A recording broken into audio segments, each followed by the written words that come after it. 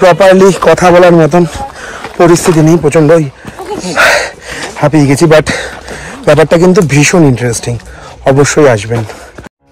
খোকা ঘুমালো, পাড়া জোড়ালো, বর্গি এলো দেশে। এই বর্গি বিষয়টা ঠিক কি বলুন তো? বর্গিরা কবে বাংলা আক্রমণ করেছিল? তৎকালীন বাংলার শাসন ব্যবস্থার রাজা কে ছিলেন? আর বর্গি আক্রমণের ফলে বাংলার আর্থ সামাজিক পরিকাঠামোতে কি ক্ষয়ক্ষতি হয়েছিল? এইসব বিষয়ে জানতে চললাম গড়পঞ্চকোটে। আরে বেশি দূর না, হাওড়া স্টেশন থেকে ট্রেন ধরুন আর 6 ঘন্টায় পৌঁছে যাবেন পুরুলিয়া, সেখান থেকে গড়পঞ্চকোট। একটা উইকেন্ড দেখে ঝপ করে ট্যুর প্ল্যান করে ফেলুন। এখান থেকে চলে যান হাওড়া স্টেশন। হাওড়া স্টেশন থেকে রাত 11:35 চক্রধরপুর এক্সপ্রেস ধরে নেমে পড়ুন আদ্রা জাংশনে। সেখান থেকে চলে যান জয়চণ্ডী পাহাড়ে। জয়চণ্ডী পাহাড়ে উঠে পাহাড়ের ভিউটা দেখুন এবং বজরংবলীর মন্দির আর জয়চণ্ডী মাতার মন্দিরটা দেখে চলে আসুন পাঞ্চেত ড্যাম। সেখান থেকে সোজা গড়পঞ্চকোট। গড়পঞ্চকোটে গিয়ে সমস্ত খুঁটিনাটি বিষয় জেনে গল্প জুড়তে চলে এলাম আপনাদের সঙ্গে। বেশ রহস্য এবং রোমাঞ্চে ভরা আজকের গল্প। শুনবেন নাকি গল্পটা? কিন্তু ভিডিও ছেড়ে মাঝপথে চলে গেলে কিন্তু হবে না, ভিডিওটি শেষ পর্যন্ত দেখতে হবে। সোজা চলে এলাম গড়পঞ্চকোট আমাদের গাড়িতে করে এবং সেখানে দেখলাম পার্কিং এর ব্যবস্থা রয়েছে। বাইকের 10 টাকা আর 4 চাকার জন্য 50 টাকা। গাড়ি পার্কিং করে পার্কিং ফি দিয়ে চললাম সামনের দিকে। সামনে গিয়েই দেখি স্থানীয় শিল্পীদের শিল্পসত্তায় মোড়া বেশ কিছু শৈল্পিক নিদর্শন। স্থানীয় শিল্পীরা কিন্তু এই সমস্ত জিনিসগুলো নিজে হাতে তৈরি করে। দেখতে কিন্তু বেশ সুন্দর এবং নিখুঁত। আপনি চাইলে এখানে কেনাকাটা করতেই পারেন। এখান থেকে আমরা সোজা সামনের দিকে এগোতে থাকলাম। এগিয়েই দেখলাম বাঁ হাতে একটি মন্দির। মন্দিরটি কিন্তু ভগ্নপ্রাপ্ত এবং বেশ পুরনো বলে মনে হলো। সেই মন্দিরটি দেখে মন্দিরটিকে বাঁ হাতে রেখে আমরা সোজা আমাদের ভ্রমণ সঙ্গীরা একসঙ্গে এগোতে থাকলাম সামনের দিকে।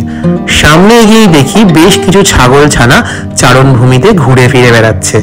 ওদের অহেতুক উৎপাত করে কোনো লাভ নেই, তাই ওদেরকে একটু আদর করে বেশ মাথায় হাত ঠাত বুলিয়ে দিয়ে আমরা কিন্তু সামনের দিকে আবার এগোতে শুরু করলাম। আর এই হচ্ছে মন্দির যাওয়ার রাস্তা, অর্থাৎ এই পাহাড়ের একদম উপর দিকে একটি মন্দির আছে। সেই মন্দিরটি কিন্তু এই পাহাড়ি পথ দিয়ে ট্রেক করে ওপর দিকে উঠতে হয়। আর এই হচ্ছে স্থানীয় মানুষজন। দেখুন, জঙ্গল থেকে কাঠ কেটে মাথায় করে নিয়ে আসছে। ওরা হয়তো এগুলো জ্বালানি হিসেবে ব্যবহার করবে বা বিক্রিও করতে পারে, কিন্তু এদের জীবন কিন্তু বেশ কষ্টকর।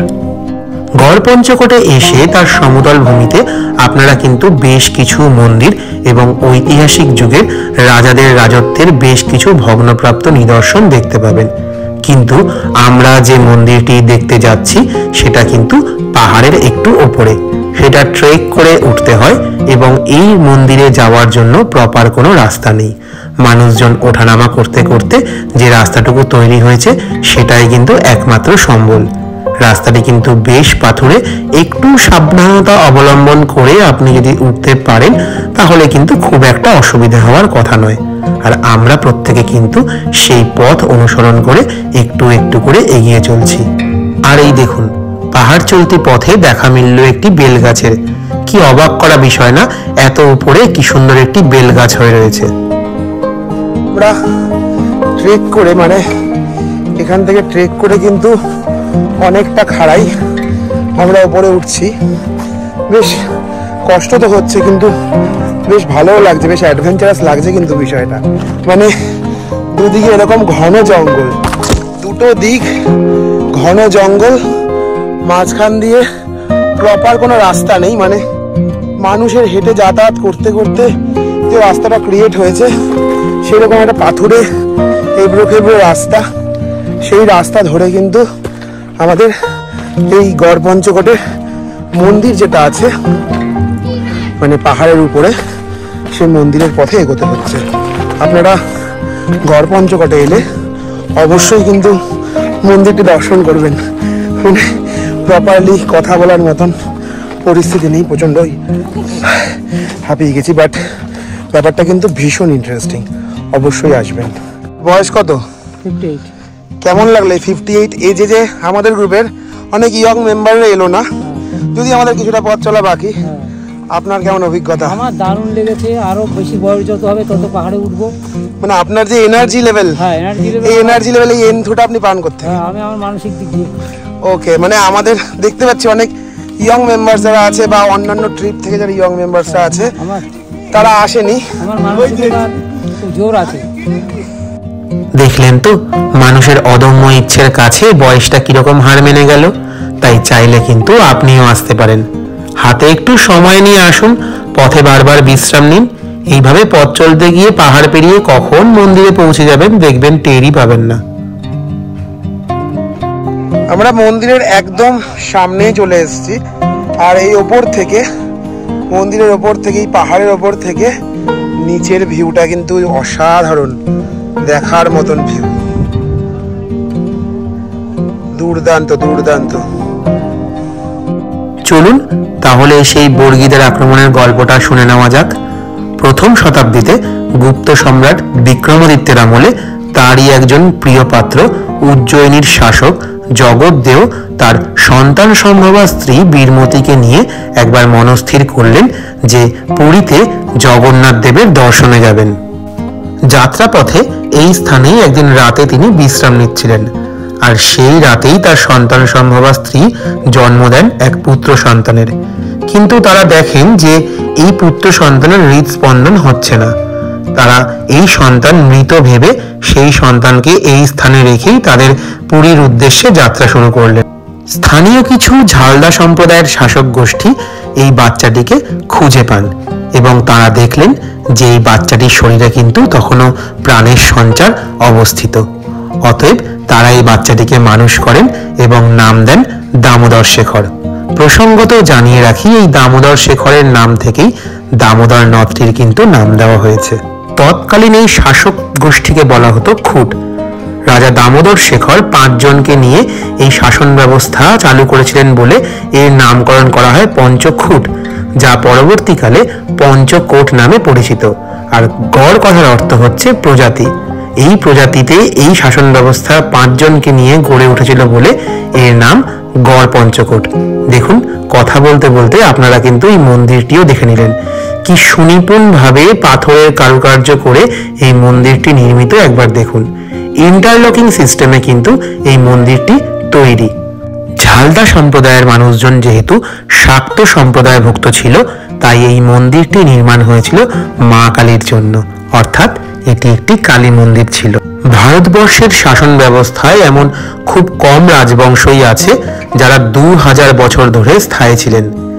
এই সিংদেও রাজবংশ কিন্তু 2000 বছর ধরে তাদের রাজত্ব চালিয়েছিলেন। এই মন্দিরটিকে কেন্দ্র করে গড়ে উঠেছিল তৎকালীন সিংদেও রাজাদের সেনানিবাস। হয়তো সম্পূর্ণটা এখন দেখা সম্ভব নয়, কারণ বেশিরভাগ অংশই কিন্তু ভগ্নপ্রাপ্ত।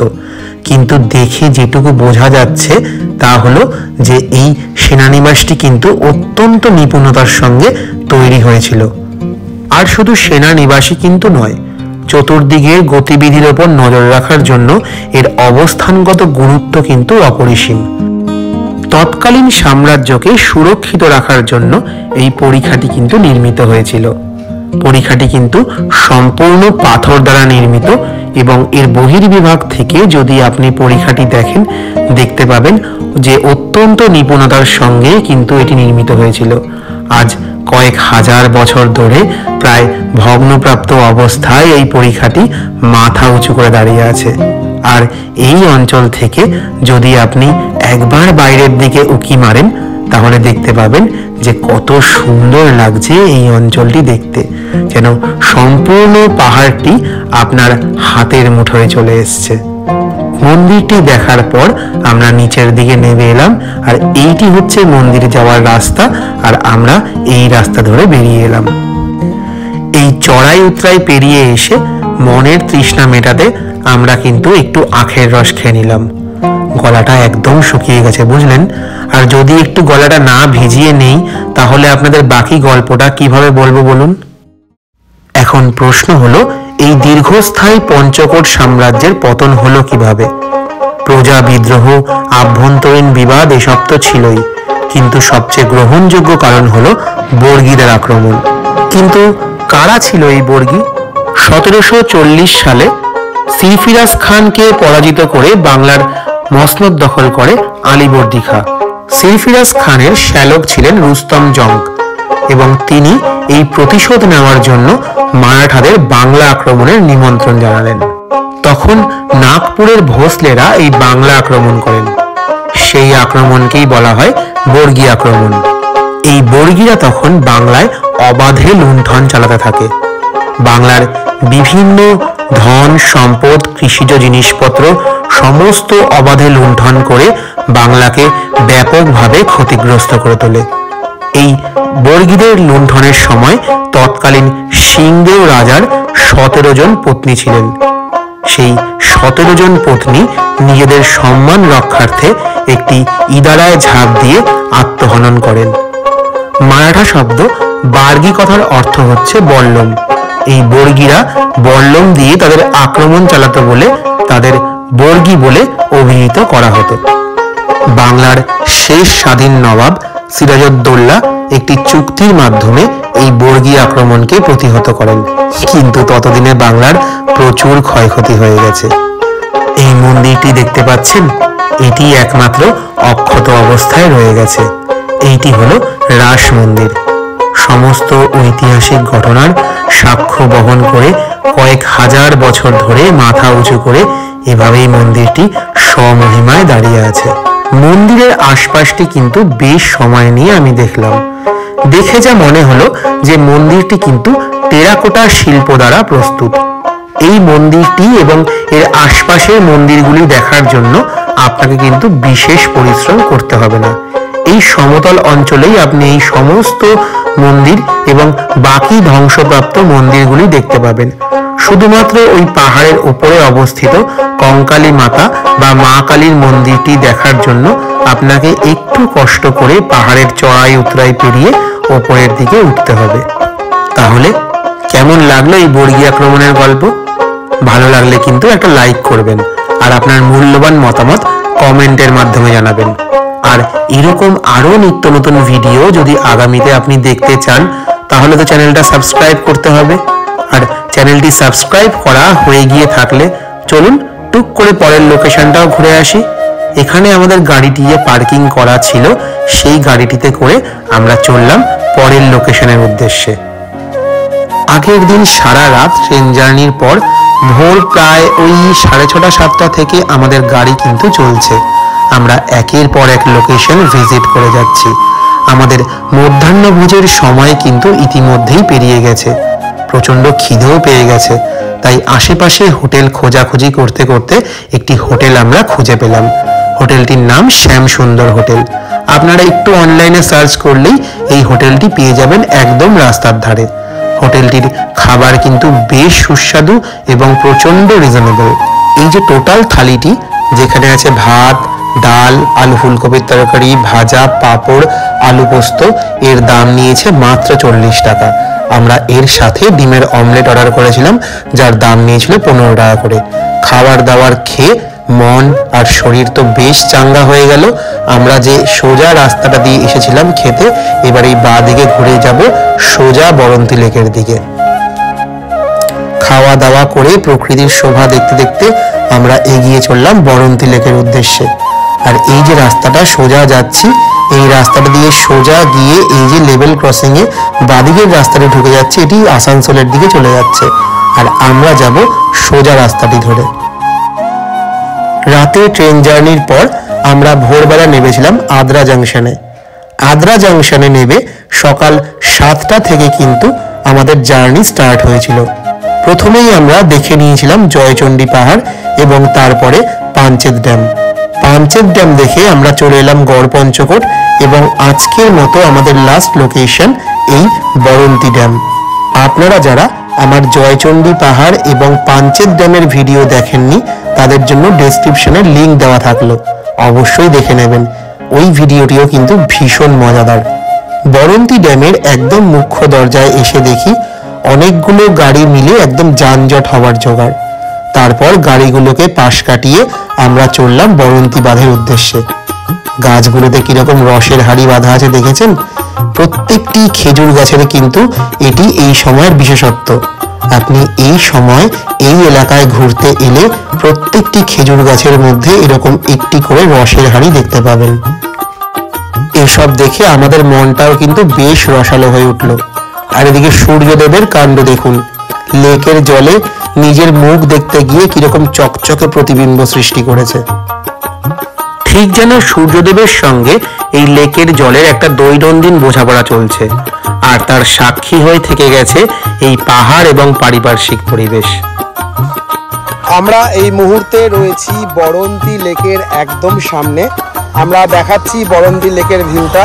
মানে এখন প্রায় ঘড়ির কাঁটায় 3:30 বাজে।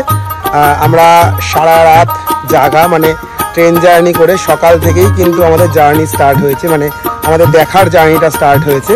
তো এখনও দেখে চলেছি আমরা, সাইট সিইং চলছে। তো এই যে ব্যাক সাইডে দেখতে পাচ্ছেন, এই যে বরন্তী লেক, আর এই যে লেকের যে উপরে পাহাড়ের যে ভিউটা, এটাই কিন্তু দেখার জন্য সবাই এখানে আসে। আর মেইনলি হচ্ছে সানসেট, দেখতে পাচ্ছেন সূর্যটা এই যে রয়েছে, এক্ষুনি কিন্তু অস্ত যাবে। এই ভিউটা দেখার জন্যই কিন্তু এখানে আসে। তবে আমরা জানি না কতক্ষণ এখানে থাকতে পারবো, কারণ আমাদের টিমে অনেকের শরীরের কন্ডিশন ভীষণভাবে ডিটোরিয়েট করে গেছে। তো আমাদের এখনও সানসেটটা দেখার জন্য মিনিমাম 1 থেকে 1.5 ঘন্টা এখানে ওয়েট করতে হতো। দেখা যাক, যদি সানসেট দেখা যায় অবশ্যই আপনাদের দেখাবো। আর না হলে এই ভিউটা দেখুন, ভীষণ সুন্দর। আপনারা কিন্তু এই যে গড় সার্কিটে এলে অবশ্যই কিন্তু বরন্তী লেকটা দেখতে আসবেন। ভীষণ সুন্দর ভিউ। আমি যদি আপনাদের 360 একটা ভিউ দেখাই এখান থেকে, দেখুন 360 ভিউটা কত সুন্দর, এখানে ভীষণ সুন্দর ভিউ। দূরের পাহাড়গুলো কিন্তু লেকের জলে নিজের মুখ দেখতে ব্যস্ত। আচ্ছা, এই বরন্তী লেককে 10-এ আপনি কত পয়েন্ট দেবেন? আমি তো 10-এ 10 দেব, কারণ আমার তো ভীষণ ভালো লেগেছে। আশপাশটা ঘুরে যা দেখলাম, এইখানে কিন্তু চা জল খাবার করার জন্য প্রচুর দোকান আছে। আপনি চাইলে একটু চা খেয়ে নিজের গলাটা ভিজিয়ে নিতেই পারেন। আমরাও এখান থেকে চাটা খেয়ে চললাম আমাদের হোটেলের উদ্দেশ্যে। হোটেল কিন্তু বেশ দূর, আমাদের এখান থেকে হোটেলের দূরত্ব প্রায় 3.5 ঘন্টা। মাঝপথে একটু দাঁড়িয়ে গেলাম, আবার আমাদের একটু চা তেষ্টা পেয়ে গেছে। এই যে মারুতি সুইটস বলে দোকানটা দেখতে পাচ্ছেন, অদ্ভুত এই দোকানটি। দেখুন, প্রত্যেকটি ভাজা কিন্তু এখানে এই দোকানে এরা নিজেই বানায় এবং গরম গরম বিক্রি করে। কত রকম ভাজা, জিলিপি, মিষ্টির সমাহার এই দোকানটিতে একবার দেখুন। ওই দেখুন, গজাও দেখা যাচ্ছে। প্রত্যেকটি মিষ্টির নাম হয়তো আমি সঠিক জানি না, কিন্তু দেখে কিন্তু ভীষণভাবে জিভে জল আসছিল। এত খাবার দেখে আমরা কিন্তু লোভ সামলাতে পারলাম না, এক প্রকার আসর জমিয়ে বসে গেলাম। হালকা জলখাবার করে আর এই শীতের সন্ধ্যায় গরম গরম চায়ে চুমুক দিয়ে মনটাকে তরতাজা করে আমরা আবার চললাম হোটেলের উদ্দেশ্যে। আর এটিই হচ্ছে আমাদের হোটেল, আমাদের আজ রাতের মাথা গোজার একমাত্র আস্তানা। হোটেলে পৌঁছতেই এই হোটেলের দ্বাররক্ষী কিন্তু আমাদের উষ্ণ অভ্যর্থনা জানালেন। হোটেলটির নাম নিহারিকা মালবিকা। হোটেলটি কিন্তু অসম্ভব সুন্দর। এই হোটেলের ডিটেলস কিন্তু আমার ডেসক্রিপশনে দেওয়া থাকলো, আপনারা আসলে কিন্তু এই নাম্বারে যোগাযোগ করে এই হোটেলটি বুক করতেই পারেন। হোটেলের এই দ্বাররক্ষীর থেকে হোটেলের কিছু স্বল্প বিবরণ কিন্তু আমি শুনে নিলাম। শুনে যা বুঝলাম, আজ রাতে এই সম্পূর্ণ হোটেলটি ঘুরে দেখা আমার কম্য নয়, কারণ শরীর কিন্তু বলছে যে সে একটু বিশ্রাম চায় এবার। অগত্যা এই দ্বাররক্ষী দাদার সঙ্গে সাময়িক বার্তালাপ সেরে আমার রুমের উদ্দেশ্যে কিন্তু আমি যাত্রা শুরু করলাম। তিনি বললেন এই লনটি ধরে সোজা হাঁটতে থাকলে আমি নাকি আমার রুম খুঁজে পাবো। তাই সেই দ্বাররক্ষী দাদার কথা মতন কিন্তু এই লনটি ধরে আমি এগোতে থাকলাম। এই মালবিকা নিহারিকা হোটেলটি অযোধ্যা হিলটপে অবস্থিত পশ্চিমবঙ্গ সরকারের একটি প্রকল্প। অগত্যা আমি কিন্তু সামনের দিকে এগোতে থাকলাম। এই লন ধরে সোজা এগিয়ে এসেছি, কিন্তু আমার রুমের কিন্তু এখনো দেখা মেলেনি। অবশেষে আরো কিছুটা এগিয়ে যাওয়ার পর ভাবলাম রুমে ঢোকার আগে একবার পার্কিং লট থেকে ঘুরে আসি, কারণ পার্কিং লটেই দেখা মিলবে আমাদের আজকের সারা দিনের সারথি খুরশিদ্দার সঙ্গে। আর আপনারাও জেনে নিন যে আপনারা যদি এখানে আসতে চান তাহলে গাড়িটি কিভাবে বুক করবেন। আদ্রা স্টেশন থেকে যে মানুষটা সকাল মানে ভোরবেলা থেকে আমাদের এই রাত্রিবেলা পর্যন্ত সার্ভিস দিয়ে গেলেন, তিনি হলেন খুরশিদদা। তো খুরশিদদা, আপনি বলুন যে আপনাকে যদি বুকিং করতে হয় আমরা কিভাবে বুকিং করব? ফোন করে বুক করে। আপনার ফোন নাম্বারটা কাইন্ডলি একটু শেয়ার করুন আমার দর্শকদের সঙ্গে। 8972202274। তো এই নাম্বারে ফোন করে যারা পুরুলিয়া ভ্রমণ করতে চাইছে প্রত্যেকেই কিন্তু আপনাকে সার্ভিসটা দেবেন তো? হ্যাঁ। ওকে, তো খুরশিদদা কিন্তু ভীষণ রিলায়েবল একজন মানুষ, যিনি আমাদের আজ সারাদিন আমাদের গড সার্কিটের প্রচুর লোকেশন কিন্তু নিজের দায়িত্বে ভ্রমণ করে দেখিয়েছেন। তো আপনারা যদি গড সার্কিটে এসে এই ভ্রমণ প্রক্রিয়াটি চালাতে চান পুরুলিয়া সার্কিটে, তো অবশ্যই কিন্তু খুরশিদদার সঙ্গে যোগাযোগ করুন। ওনার নাম্বার কিন্তু ডেসক্রিপশনে দেওয়া থাকবে। এবং খুরশিদদা কিন্তু ভীষণ রিলায়েবল একজন মানুষ। আপনারা যে যে লোকেশন দেখতে চান খুরশিদদা কিন্তু আপনাদের দেখিয়ে দেবেন। আমি কি ঠিক বললাম খুরশিদদা? হ্যাঁ, একদম ঠিক। Thank you so much. আর এই হচ্ছে আমাদের আজকের রুম। আমরা কিন্তু ডরমেটরি বুক করেছিলাম। প্রত্যেকজনের জন্য একটি আলাদা আলাদা করে খাট কিন্তু অ্যারেঞ্জ করা রয়েছে এই রুমে, তাই থাকা নিয়ে বিশেষ কোনো সমস্যা হবার কিন্তু কথা নয়। বেশ পরিচ্ছন্ন কিন্তু এই রুমটি। আমরা এই রুমে প্রবেশ করলাম, দেখুন এখানে আয়না আছে, প্রচুর প্লাগ পয়েন্ট, লাইট, ফ্যান, আর ওই দেখুন এই ঠান্ডার মধ্যেও কিন্তু আমাদের ঘরের ফ্যান চলছে। আর এই হচ্ছে ওয়াশরুম। ওয়াশরুমটিতে কিন্তু western commode, basin, shower, call সব কিছুর ব্যবস্থা রয়েছে। আর ওয়াশরুমটি কিন্তু বেশ পরিচ্ছন্ন। আজকের মতন আমরা এখানেই থাকবো, খাওয়া দাওয়া করে ঘুমিয়ে নিয়ে কাল সকাল থেকে আবার নতুন লোকেশনের উদ্দেশ্যে আমাদের যাত্রা শুরু হবে। তাহলে কেমন লাগলো আজকের ভিডিও জানাতে কিন্তু ভুলবেন না। ভালো লাগলে একটি লাইক করবেন, আপনার মূল্যবান মতামত কমেন্টের মাধ্যমে জানাবেন। আর হ্যাঁ, এই পুরুলিয়া সিরিজের বাকি ভিডিওগুলো দেখতে হলে তো চ্যানেলটি সাবস্ক্রাইব করতে হবে, তাই ঝট করে চ্যানেলটি সাবস্ক্রাইব করে নিন। সবাই ভীষণ ভালো থাকবেন, সুস্থ থাকবেন। দেখা হবে পরবর্তী কোনো ভিডিওতে। নমস্কার।